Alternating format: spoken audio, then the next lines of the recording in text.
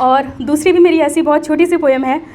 It's a coincidence कि हम ये दीपावली का त्यौहार मना रहे हैं, दिया से खुद को उजागर करना चाहते हैं, अंधेरा मिटाना चाहते हैं। और being an artist from theatre, मैं थिएटर भी करती हूँ, तो हम जनरली डिस्क्रिप्शन लिखते हैं। तो कोइंसिडेंटली मैंने एक ऐसा किरदार चूज़ किया है महाभारत से जिसका उद्भव ही, जिसका उत्पन्न ही अग्नि से हुआ है। हाँ, तो इसका डिस्क्रिप्शन नहीं दूंगी मैं, आई थिंक पोएम में काफ़ी अच्छा डिस्क्रिप्शन है इसका। तो जब पूछा माधव ने सखी से कहो द्रौपदी, जब पूछा माधव ने सखी से कहो द्रौपदी, ना अतीत तुम्हारा था कोई, ना भविष्य की अब तुम्हें आशा है। ना अतीत तुम्हारा था कोई, ना भविष्य की तुम्हें आशा है, बस यही वर्तमान जो जिया तुमने, बोलो जीवन की क्या परिभाषा है।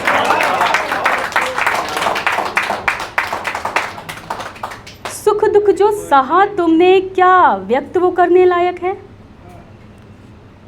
सुख दुख जो सहा तुमने, क्या व्यक्त वो करने लायक है। दुख ने डुबोया तुमको इतना, या सुख अत्यंत सुखदायक है। ये जीवन, ये तो बहुत, शायद हम इस चीज़ की वैल्यू नहीं करते, बट ये लिखा हुआ है शास्त्रों में और सारी ही जितनी हाई प्रेशियस बुक हैं सब में लिखा है कि इस जीवन को पाने के लिए देव भी बहुत परिश्रम करते हैं। तो ये जीवन जो तरसते देव भूमि पर आने को, बोलो सखी क्या इतना अद्भुत ये लोक है। क्या अमृत सा सुंदर सुख दिखता इसका, या मृत्यु से बढ़कर शोक है। तो इसमें द्रौपदी ने क्या रिप्लाई किया। याज्ञसेनी कहती कुछ मौन रहकर, मानो क्षण भर में पूरा जीवन जिया। याज्ञसेनी कहती कुछ मौन रहकर, मानो क्षण भर में पूरा जीवन जिया, उतरी यज्ञ से कैसे वो मृत्यु लोक तक संक्षिप्त किया। बोली ना यम से डरी मैं, ना आग से जली मैं, भूमि का सारा धैर्य लेकर मर्यादा में चली मैं। मुकुट में धारण 5 पतियों का सौभाग्य मेरे, मुकुट में धारण 5 पतियों का सौभाग्य मेरे, जो वो बंध गए कभी रक्षण करते आराध्य मेरे। ना मुझ में अपमान का लोभ, ना मुझ में अपमान का लाज कभी, ना वस्त्र ना आभूषण का लोभ कभी। और इस लाइन को प्लीज़ ध्यान से सुनिएगा। न मुझ में अपमान का लाज कभी, ना वस्त्र ना आभूषण का लोभ कभी, पवित्र भस्म करने वाली अग्नि में मुझ में बंधन का बोझ नहीं। और न चरित्र में मेरे लांछन की पीड़ा। हमने महाभारत में जिसने मतलब जो भी है इसमें दिखाया गया है ना कि उसको मतलब she has got so many defaming बहुत सी चीज़ों से। तो उसका कहना है कि न चरित्र में मेरे लांछन की पीड़ा, गृह पुत्र और पतियों का सम्मोह नहीं, बस मानव के भावों को जानने मैंने ये भौतिक रूप लिया। बस मानव के भावों को जानने मैंने ये भौतिक रूप लिया, हाँ कुछ क्षण के लिए ये भाव सभी अनुभूत किया।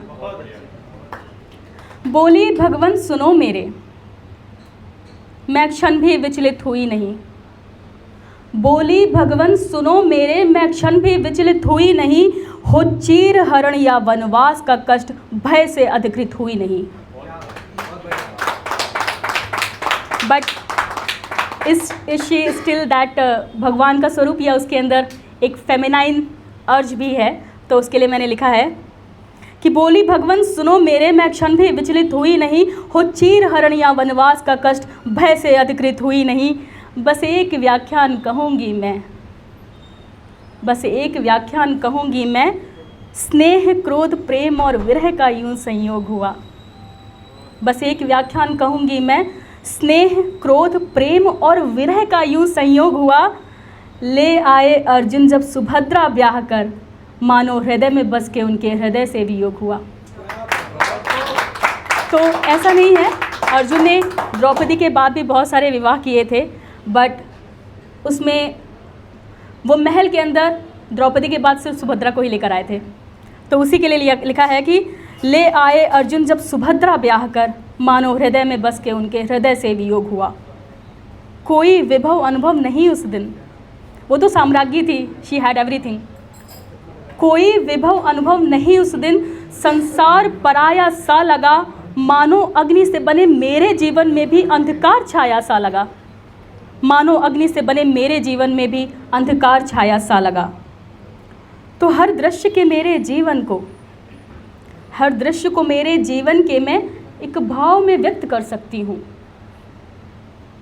She had word for all discipline of her life. एक सिंगल वर्ड से वो बता सकती है कि हर दृश्य को मेरे जीवन के मैं एक भाव में व्यक्त कर सकती हूँ, पर जब आता था पर स्त्री का वर्णन, अनेक पीड़ित संवेदनाओं से भर जाती हूँ।